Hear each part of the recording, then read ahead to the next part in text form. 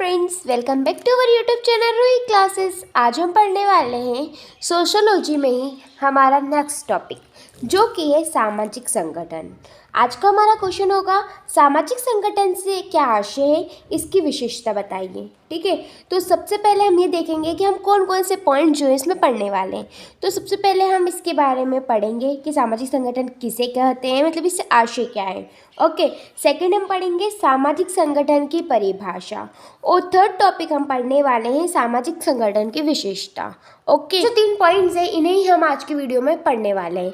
तो ज़्यादा देर ना करते हुए करते हैं वीडियो को स्टार्ट।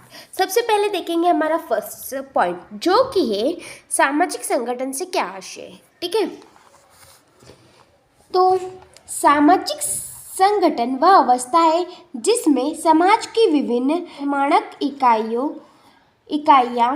निर्माणक इकाइयाँ एक दूसरे से प्रकार्यात्मक संबंध रखते हुए ऐसी संतुलन स्थिति को उत्पन्न करती है जिसमें समाज के सदस्य अपने सामाजिक उद्देश्यों की पूर्ति कर सकें। ठीक है, मतलब कि उन्होंने क्या किया कि सामाजिक संगठन क्या है, वह अवस्था है, कौन सी अवस्था है, जिसमें समाज की जो इकाइयाँ रहती है, ठीक है, वो क्या करती है, एक दूसरे के कार्य करके ऐसे संबंध बनाती है या फिर एक ऐसे संतुलन स्थिति जो उत्पन्न करती है जिससे समाज के सदस्य अपने सामाजिक उद्देश्य की पूर्ति कर सके। ओके, मतलब सामाजिक संगठन क्या है, तो एक ऐसी इकाई है जो कि एक दूसरे व्यक्तियों के बीच ऐसे संबंध बनाती है, संतुलन स्थापित करती है, ठीक है, जिससे वो क्या कर पाए कि अपने जो भी उद्देश्य है उनकी पूर्ति कर सके। ओके, तो ये था हमारा पहला पैराग्राफ। अब आगे हम पढ़ेंगे सामाजिक संगठन की अवधारणा को एक दूसरे ढंग से भी समझा जा सकता है। मतलब ऐसे तो अपन ने समझ लिया, लेकिन इसके अदर तरीके से भी हम इसको जो है समझ सकते हैं, है ना। तो क्या है वो, समाज का निर्माण व्यक्तियों और समूह की अंत क्रियाओं द्वारा उत्पन्न संबंधों और संस्थाओं से होता है। मतलब समाज का निर्माण कैसे होता है, तो व्यक्ति और जो समूह है उनके अंदर जो भी क्रिया होती है और जो संबंध होते हैं उनसे जो है संस्थाओं से होता है। ठीक है, परस्पर संबंधित संबंध तथा संस्थाओं और साथ ही प्रत्येक सदस्य द्वारा ग्रहण किए गए पदों तथा कार्यों की विशिष्ट क्रमबद्धता को सामाजिक संरचना कहते हैं। सबसे पहले इन्होंने संगठन को समझाने के लिए हमें क्या समझाया, सामाजिक संरचना। ठीक है, तो सामाजिक संरचना किसे कहते हैं, तो ये जो भी परस्पर जो संबंध होते हैं, ठीक है, ये संबंध जो होते हैं प्रत्येक सदस्य द्वारा ग्रहण किए गए पद और जो उनके कार्य की जो क्रमबद्धता होती है, इसको क्या कहा जाता है, सामाजिक संरचना कहते हैं। ठीक है, इस सामाजिक संरचना के अंतर्गत जब व्यक्ति और संस्थाएं निर्धारित सीमा के अंदर रहकर अपने अपने कार्यों को इस प्रकार से करती है कि दूसरों के पदों तथा कार्यों में कोई बाधा उत्पन्न नहीं होती, तो उस स्थिति या उस व्यवस्था को सामाजिक संगठन कहते हैं। मतलब कि सामाजिक संगठन किसे कहते हैं, तो जब ये सामाजिक संरचना रहती है, इसमें जिन व्यक्तियों को भी जो पद दिए गए वो उनकी कुछ सीमा होती है। ठीक है, हर एक चीज़ की सीमा होती है, तो इनको जो कार्य दिए जाते हैं इनकी भी सीमा होती है। ठीक है, और जब ये अपनी सीमा के अंदर रहकर कार्य करते हैं और साथ ही दूसरा कोई व्यक्ति है, दूसरा कोई पद पर है, उसके कार्य में कोई बाधा उत्पन्न नहीं करते, ठीक है, तो उसे ही क्या कहते हैं, उसे ही हम कहते हैं, इसी स्थिति या इसी व्यवस्था को हम कहते हैं सामाजिक संगठन। ओके, तो आई होप आपको समझ में आया होगा कि सामाजिक संगठन किसे कहते हैं। ठीक, अब हम पढ़ेंगे हमारा सेकंड पॉइंट, जो कि है सामाजिक संगठन की परिभाषा। तो सामाजिक संगठन की परिभाषा में हम सबसे पहले देखने वाले हैं इलियट तथा मेरेली के अनुसार सामाजिक संगठन वह दशा तथा स्थिति है जबकि एक समाज के विभिन्न संस्था अपने अपने पूर्व निश्चित अथवा मान्य उद्देश्यों के अनुसार कार्य कर रही है। ठीक है, मतलब इन्होंने क्या किया, सामाजिक संगठन व दिशा व स्थिति है जबकि एक समाज की विभिन्न संस्था अपने पूर्व निश्चित अथवा मान्य उद्देश्यों के अनुसार कार्य कर रही है। ठीक है, मतलब सामाजिक स्तर को उन्होंने क्या बताया, एक दशा और स्थिति बताया जिसके अनुसार वो अपना काम करती है और अपने उद्देश्यों, मतलब जो उसके उद्देश्य है उसके अनुसार क्या करती है, वो काम करती है और अपने जो उद्देश्य उसे जो निश्चित किया उसे पूरा करती है। ओके, अब देखेंगे हम हमारा थर्ड पॉइंट, जो कि है सामाजिक संगठन की विशेषता। सामाजिक संगठन की क्या विशेषता, ये हम पढ़ने वाले हैं। ओके, तो पढ़ते हैं सामाजिक संगठन की विशेषता। सामाजिक संगठन की प्रमुख विशेषता निम्नलिखित प्रकार से है। तो पहला पॉइंट क्या है, सामाजिक संगठन की अवधारणा सामाजिक संरचना व व्यवस्था से संबंधित है। मतलब सामाजिक संगठन की जो अवधारणा है वो किससे संबंधित है? सामाजिक संरचना व व्यवस्था से जो है संबंधित है। ठीक है, सामाजिक संरचना का निर्माण अनेक संस्थाओं, समूह आदि को मिलाकर होता है।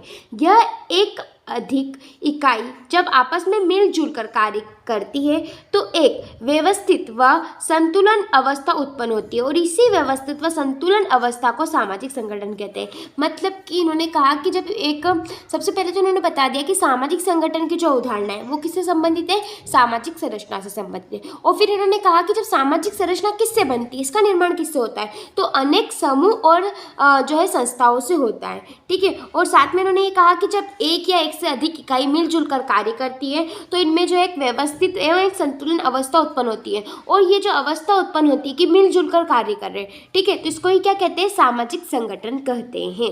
ओके, तो ये पहली विशेषता हमारी। आगे हमारा पॉइंट है, सामाजिक संगठन अर्थहीन या उद्देश्य विहीन नहीं होता। मतलब सामाजिक संगठन ऐसा नहीं होता जिसका कोई अर्थ ही ना हो। ठीक है, और ऐसा भी नहीं होता जिसका कोई उद्देश्य ना हो। मतलब सामाजिक संगठन बनाया गया है तो किसी न किसी काम के लिए ही बनाया गया होगा, है ना। सामाजिक संगठन को बनाए रखने की आवश्यकता इसलिए अनुभव की जाती है कि इसके अंतर्गत कुछ सामाजिक उद्देश्यों व आवश्यकता की पूर्ति संभव होती है, क्योंकि सामाजिक संगठन एक ऐसी परिस्थितियों को उत्पन्न करता है जिसमें समाज की समस्त इकाई अपने अपने उद्देश्यों की पूर्ति सरलता से कर सके। ठीक है, मतलब इन्होंने कहा कि पहले तो इन्होंने कहा कि सामाजिक संगठन कभी भी अर्थहीन या उद्देश्यहीन नहीं होता। ठीक है, इसका कुछ ना कुछ उद्देश्य और कुछ ना कुछ अर्थ होता है, और इसीलिए ये बनाया जाता है कि समाज में जितने भी लोग हैं वो अपने उद्देश्यों की क्या कर सके? पूर्ति कर सके। ठीक है, और सरलता से अपनी पूर्ति जो है, अपने उद्देश्यों की जो भी पूर्ति है वो कर सके, इसलिए सामाजिक संगठन जो है बनाया जाता है। ओके, अब आगे का हमारा पॉइंट है, थर्ड पॉइंट, सामाजिक संगठन सामाजिक व्यवस्था का एक संतुलित रूप है। ठीक है, सामाजिक संगठन क्या है? सामाजिक व्यवस्था का एक संतुलित रूप है।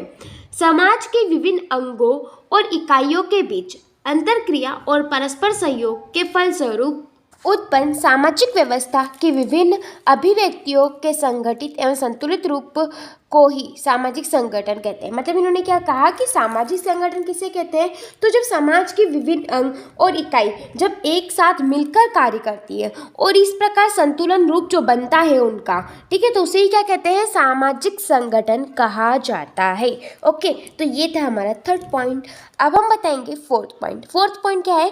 सामाजिक संगठन तो उस व्यवस्था को कहते हैं जबकि इन विभिन्न इकाइयों में आपस में एक स्पष्ट क्रमबद्धता या अंतः संबंध विद्यमान हो, जिसके फलस्वरूप ये अनेक इकाइयाँ मिलकर एक इकाई या प्रतिमान को उत्पन्न करें, अर्थात विभिन्न निर्माणक इकाइयों की पारस्परिक क्रमबद्धता व अंतः संबंधों के बीच एक नवीन एकता की सृष्टि हो जाए। इसी बद्धता या एकता को सामाजिक संगठन कहते हैं। मतलब इन्होंने क्या किया कि सामाजिक संगठन किसे कहते हैं? तो इनका ये कहना है कि जब इकाई जो है वो आपस में एक दूसरे से क्रमबद्धता या अंतर शब्द विद्वान हो, जिसके परिणाम स्वरूप अनेक इकाई मिलकर एक इकाई या प्रति इकाई को उत्पन्न करे। मतलब बहुत सारी इकाई मिलकर, ठीक है, वो क्या करे? एक इकाई बनाए। ठीक है, अर्थात निर्माता इकाई की पारस्परिक क्रमबद्धता व अंतर संबंध द्वारा एक नवीन एकता की समष्टि हो जाए, है ना। मतलब जितनी भी इकाई जो है ये इनके कार्य है ना, अंतर की जो क्रिया है वो क्रमबद्धता के लिए जो है एक एकता की स्थापना करे, और इसी प्रकार जो है संबद्धता, मतलब इसी प्रकार जो ये एकता है, इसी एकता को जो है सामाजिक संगठन जो है कहते हैं। ओके, अब आगे हमारा फिफ्थ पॉइंट, वो है सामाजिक संगठन के अंतर्गत आने वाली विभिन्न इकाइयों में जो एकता पाई जाती है उसका आधार प्रक्रियात्मक संबंध होता है। मतलब इन्होंने क्या किया कि सामाजिक संगठन के अंतर्गत आने वाली विभिन्न इकाई में जो एकता पाई जाती है उसका आधार क्या होता है? मतलब अभी तो अपन ऊपर बात की कि इनकी एकता से मिलकर सामाजिक संगठन बनता है, लेकिन ये एकता का आधार क्या है? तो इस एकता का जो आधार है वो है प्रक्रियात्मक संबंध। ठीक है, अर्थात सामाजिक संगठन की विभिन्न इकाइयों में से कोई भी इकाई निष्क्रिय या बिना किसी काम के नहीं होती। ठीक है, सामाजिक संगठन में जो भी इकाई होती है वो बिना किसी काम के नहीं होती, उनका कुछ ना कुछ काम रहता है। प्रत्येक इकाई की एक स्थिति या उस स्थिति से संबंधित कार्य होता है। प्रत्येक इकाई जो रहती है उसकी एक स्थिति रहती है और उस स्थिति से संबंधित क्या होता है, कार्य होता है। एक का कार्य दूसरे से संबंधित और दूसरे को प्रभावित करने वाला होता है। मतलब एक इकाई जो है उसका कार्य क्या होता है, दूसरी इकाई से संबंधित होता है या फिर उसको प्रभावित करने वाला होता है। इस प्रकार अपने अपने कार्यों के आधार पर सभी इकाई एक दूसरे से संबंधित होती है। मतलब कि जो इकाई होती है जो कि सामाजिक संगठन को बनाती है वो क्या होती है, वो भले ही अलग अलग होती है लेकिन वो कहीं ना कहीं एक दूसरे से जुड़ी होती है और एक दूसरे को जो है प्रभावित भी करती है। इसी को जो है प्रक्रियात्मक संबंध कहा जाता है। और इसी को क्या कहा जाता है, प्रक्रियात्मक संबंध कहा जाता है कि वो कहीं ना कहीं एक दूसरे से जुड़ी हुई है। ओके, अब आगे ही हमारा सामाजिक संगठन कोई स्थिर अवधारणा नहीं है। ठीक है, ये कैसी स्थिर, स्थिर का मतलब क्या रहता है, ऐसी चीज जो कि एक ही जगह है। तो ये जो सामाजिक संगठन है ये क्या है, स्थिर अवस्था नहीं है, इसमें भी परिवर्तन होता रहता है, मतलब चेंजेस होते रहते हैं। यह परिवर्तन अनेक सामाजिक, आर्थिक और सांस्कृतिक कारणों से भी हो सकता है। और ये जो परिवर्तन होता है ये बहुत सारे कारणों से हो सकता है, जैसे कि सामाजिक, आर्थिक, सांस्कृतिक, इन सब से। ठीक है, और होता भी है। हाँ, यह संभव है कि इन्हीं समाजों में इस परिवर्तन की गति तेज हो तो कहीं पर कम। मतलब कि सामाजिक संगठन जो है इनमें परिवर्तन होता रहता है, लेकिन हाँ परिवर्तन होना तो संभव है, लेकिन ये भी संभव है साथ में कि जो परिवर्तन हो ये कहीं पर तेज हो और कहीं पर कम। ठीक है, ये अलग अलग भी हो सकता है, लेकिन परिवर्तन होता रहता है। सामाजिक संगठन जो है वो स्थिर अवधारणा नहीं है। ओके, आगे है हमारा पॉइंट है। ओके, अब आगे हमारा 8 पॉइंट जो कि है सामाजिक संगठन में अनुकूलन करने का गुण होता है। ठीक है, सामाजिक संगठन में कैसा गुण होता है, अनुकूलन करने का। सामाजिक संगठन की इस विशेषता के 2 स्पष्ट पहलू है ना। सामाजिक संगठन क्या क्या है, स्पष्ट पहलू है इसकी विशेषता के। प्रथम तो यह कि सामाजिक संगठन जड़ और स्थिर नहीं बल्कि गतिशील व्यवस्था है। मतलब कि सामाजिक संगठन ऐसा नहीं जो स्थिर रहे या जड़ रहे, बल्कि ये कैसी व्यवस्था है, गतिशील, जो कि चलती रहे। ठीक है, और दूसरा यह कि सामाजिक संगठन को अपने अंदर विघटित होने वाले तत्वों को भी स्थान देना पड़ता है। विघटित मतलब जो कम होता जाए या फिर घटता जाए, ऐसे भी तत्वों को जो है स्थान देना पड़ता है। अतः सामाजिक संगठनों को परिवर्तनीय सामाजिक आवश्यकताओं और उद्देश्यों के साथ भी अनुकूलन करना पड़ता है, तब कहीं वह उस संतुलन व्यवस्था को प्रस्तुत कर सकता है जिसमें कि सामाजिक उद्देश्यों की अधिकतम पूर्ति संभव हो। ठीक है, मतलब सामाजिक संगठन जो है उसमें अनुकूलन का गुण है, मतलब उसे हर चीज़ से अनुकूलन करना पड़ता है। ठीक है, जैसे कि इसमें ये गतिशील रहने वाली व्यवस्था है, इसमें विघटित तत्वों को भी जो है स्थान देना पड़ता है, और साथ में जो परिवर्तनीय सामाजिक आवश्यकता और जो उद्देश्य है उनके साथ भी अनुकूलन जो है करना पड़ता है। ओके, तो ये था हमारा 8 पॉइंट। अब हम पढ़ेंगे हमारा 9 पॉइंट जो कि है सामाजिक संगठन एक सापेक्षिक अवधारणा है। ऐसा कोई भी समाज कहीं पर भी नहीं है जो 100% संगठित हो या पूर्ण रूप से विघटित हो। ठीक है, मतलब सामाजिक संगठन एक ऐसी सापेक्षिक अवधारणा है। कोई भी समाज कहीं भी ऐसा नहीं है जो कि 100% संगठित हो या पूर्ण रूप से विघटित हो। ठीक है, वास्तविक अवस्था तो यह है कि प्रत्येक स्वाभाविक समाज में सामाजिक जीवन को संगठित करने और उसे विघटित करने वाले दोनों ही तत्व तथा इकाइयाँ पाई जाती है। अंतर केवल मात्रा का होता है। मतलब कि इन्होंने कहा कि जो समाज है उसमें दोनों ही गुण पाए जाते हैं, संगठित का भी और विघटित का भी। ठीक है, एक भी समाज ऐसा नहीं है जिसमें इन दोनों जो तत्व इनका अस्तित्व ना हो। ओके, अब आता है हमारा 10 पॉइंट जो कि है सामाजिक संगठन समाज के सदस्यों के अपने वातावरण से अनुकूलन का परिणाम है। सामाजिक संगठन क्या है, समाज के जो सदस्य हैं उनका जो वातावरण है उसके अनुकूलन का क्या है, परिणाम है। संसार में प्रत्येक वस्तु गतिशील है, ये तो हम सब जानते हैं कि संसार की जो भी वस्तु है वो क्या है, गतिशील है। ठीक है, कोई किसी के लिए नहीं रुकता।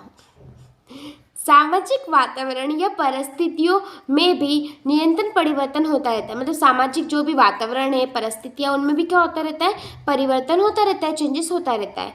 प्रत्येक समाज के विभिन्न परिस्थितियों से गुजरने के कुछ अनुभव होते हैं।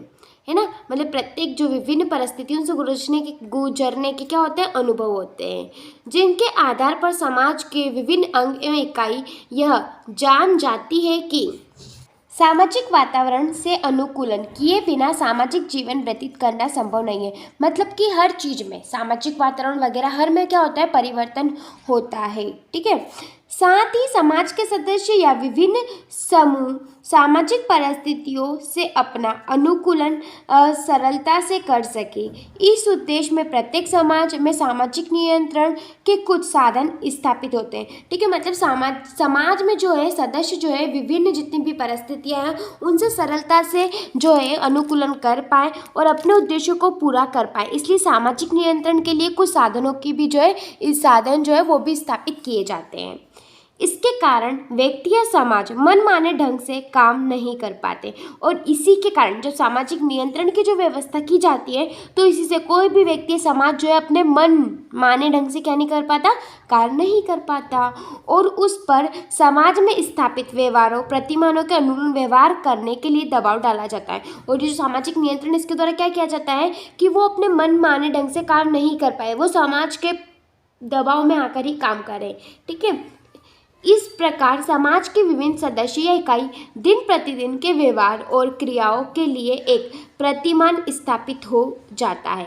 वास्तव में यह प्रतिमान ही सामाजिक संगठन की अभिव्यक्ति होती है। ठीक है, मतलब कि मनमाने को रोका जाए, मतलब वो उनकी मनमानी ना कर पाए, इसलिए वो जो भी सामाजिक नियंत्रण के जो भी साधन स्थापित किए जाते हैं, ठीक है, इससे क्या होता है, ये क्या करते हैं, सामाजिक संगठन की जो है अभिव्यक्ति ही होती है। ओके, तो ये था हमारा 10 पॉइंट। हाँ, तो फ्रेंड्स ये था हमारा आज का क्वेश्चन जो कि था सामाजिक संगठन से क्या आशय और इसकी विशेषता, जो कि यहीं खत्म होता है। आई होप आपको वीडियो अच्छी लगी हो।